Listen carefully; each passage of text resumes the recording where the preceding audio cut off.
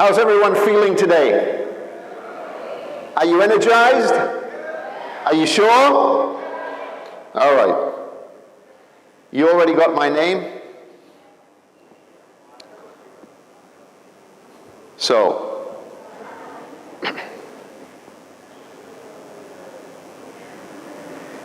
you know, the theme of this year's TEDx has been yesterday, today, tomorrow. But I would like you to reimagine the theme slightly differently so that it can positively impact the way you think and how you live your life on a daily basis. Are you with me on this? Are you with me on this?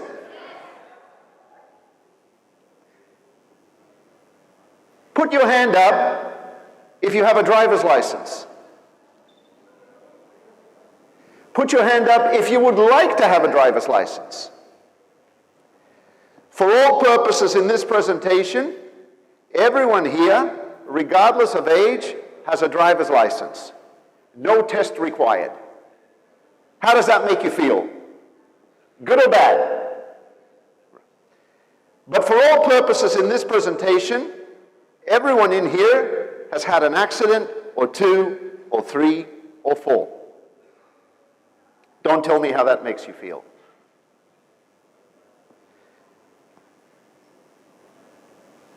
So I want you to imagine yourself on an open, long road. And up ahead, you see an obstacle.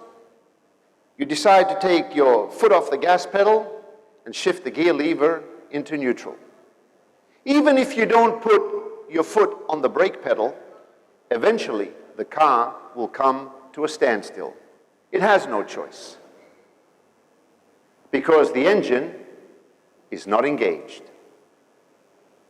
Now I would like you to imagine yourself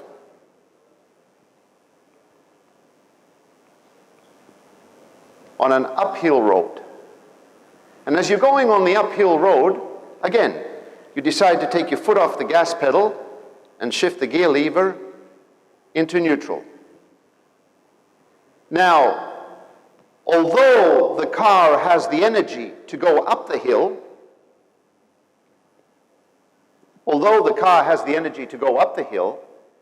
it actually doesn't have a choice because you have disengaged the engine. And therefore, the car will go into reverse momentum. You will now witness reverse momentum.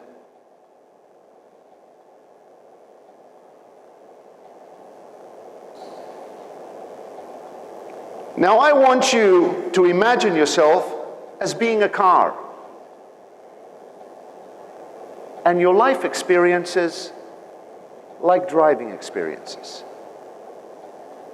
Have you come across obstacles in your life or uphill challenges that were painfully real? Did they slow you down? Did they stop you? Or did they throw you into reverse momentum? The fact is that most of us experience life experiences like this. So the question is,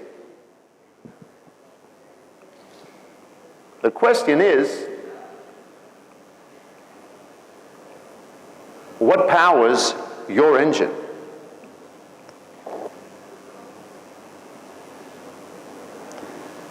Where do you get the energy from to overcome the obstacles in your life and the challenges and the uphill difficulties?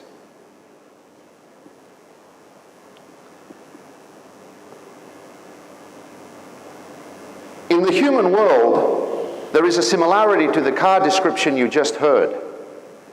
People's thoughts drive their emotions. And where emotions go, energy flows. In fact, in criminal law, they say that a crime was committed in the heat of passion, to describe how intense emotional reactions resulted in a criminal act of violence. But in sports, where only accuracy and results count, they realize that emotions can lead you astray. So, where do you get your energy from? Where do you focus your energy? On your yesterday, on your today, or on your tomorrow? Put your hand up if you're 17 here. Can I see 17 here? Put your hand up if you remember when you were 17. I remember when I was 17. At 17, I didn't have a driver's license. But at 17, I lived through some painful accidents that threw me into reverse momentum. You see, at 17, I lost my father. My father had suffered an accident, and we had to find the proper medical treatment. So we had to leave the town we were living in and travel to another city to get the proper medical treatment. But because my mother was ill and she was unable to go with my father, I had to take time off from school to go along with him. I was with my father for 5 weeks by his bedside, helping him out as any good and loyal 17-year-old boy could. And then one morning, on New Year's Day of 1978, as the doctor was coming around and doing the rounds in the different wards, he asked me politely to wait outside in the hallway. And I waited outside. About 2 minutes later, he came out to announce to me, "We're sorry, we lost your father." I was in reverse momentum.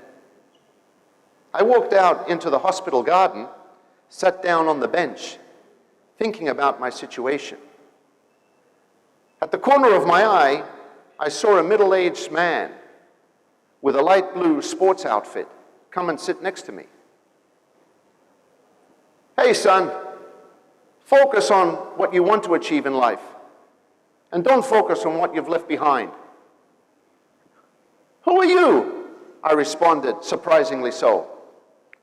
"I'm just a football coach, but I couldn't help overhearing the bad news you received in the hallway. I see it every day with my football players who may get injured so badly that they have to give up their football career, with crushing defeats that a team may go through, where the morale of the players is just gone, totally gone. Focus on where you want to be in life and not where you are right now. Because as I tell my players, where focus goes, energy flows." He got up, pat me on the back, cracked a smile, and walked away. I never forgot his words, "Where focus goes, energy flows." Fast forward, it's 1985. I'm 23 years old now, studying in the United States, when I receive a telephone call from my sister to announce to me that my mother has passed away. What was more painful, however, was the fact because I was taking my final examinations at the university, I was unable to travel to Greece to be present at my mother's funeral. This was a painful experience for me. It threw me into reverse momentum. I've felt now, with both parents gone, like the song says, like a candle in the wind, never knowing where to cling to when the rain set in. Have you ever felt like that? Have you ever come across challenges in your life that became obstacles, that slowed you down, that stopped you in your tracks, that threw you into reverse momentum?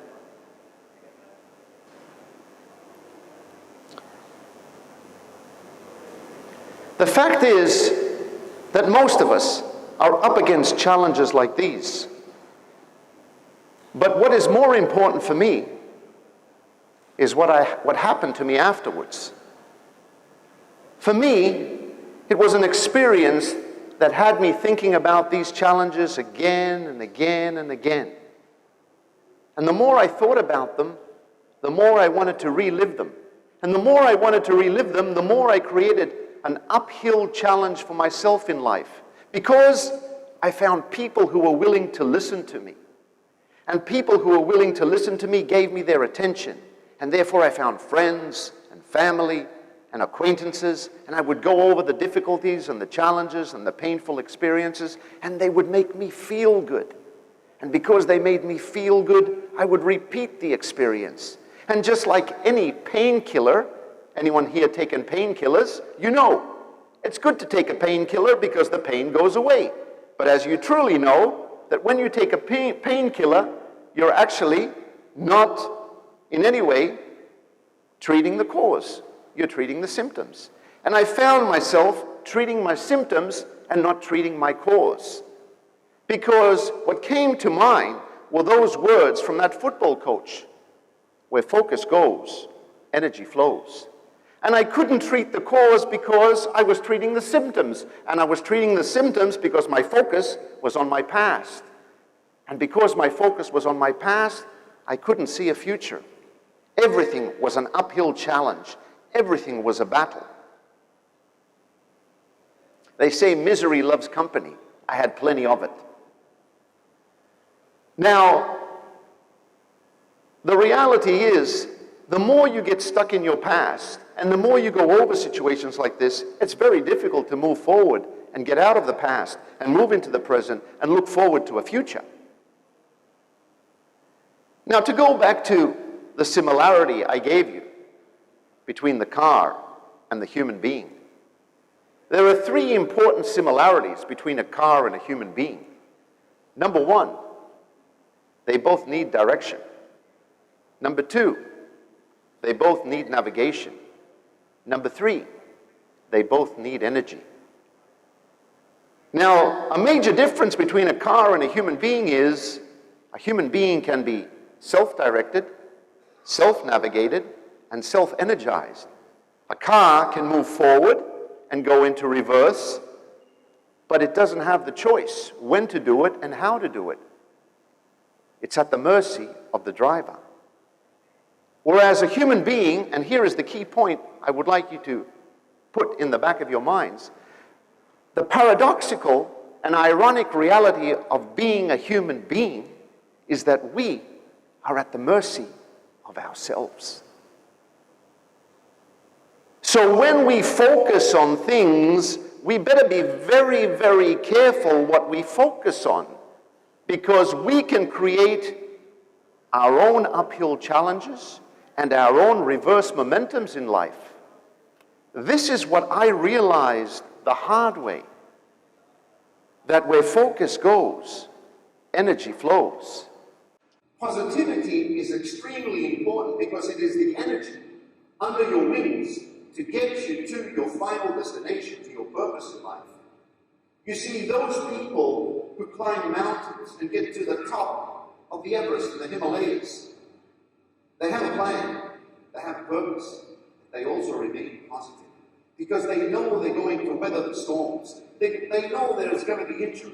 They know there's going to be sickness and illness.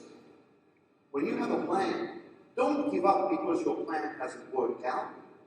Tweak the plan. Don't touch the purpose. If you touch the purpose, you have to tweak the plan. Eli Harari, the maker of SanDisk and flash technology, has been quoted as saying that in times of crisis, positivity is a powerful weapon. How positive are you? How can you be positive? Remain with people who are role models. Associate yourself with people who are positive. Keep a journal. Have daily affirmations. Watch videos that motivate you and encourage you. Cultivate good eating habits. We heard about eating habits and health habits. Cultivate those things. This is energy that will help you get through your plan and get to your summit. So today, you've heard my story that threw me into reverse momentum, but you've also heard the flip side. And the flip side is there are three powerful keys that you can use to rely on when you have to face the struggles and the challenges and the obstacles and the storms, and there will be. But now you have the three powerful P's that you can rely on, so that when the storm hits you, it may bend you, but it won't break you. You will bounce back. Give the three powerful P's your undivided attention. And when somebody meets you and asks you how you did them, how you did it, tell them what powers your engine.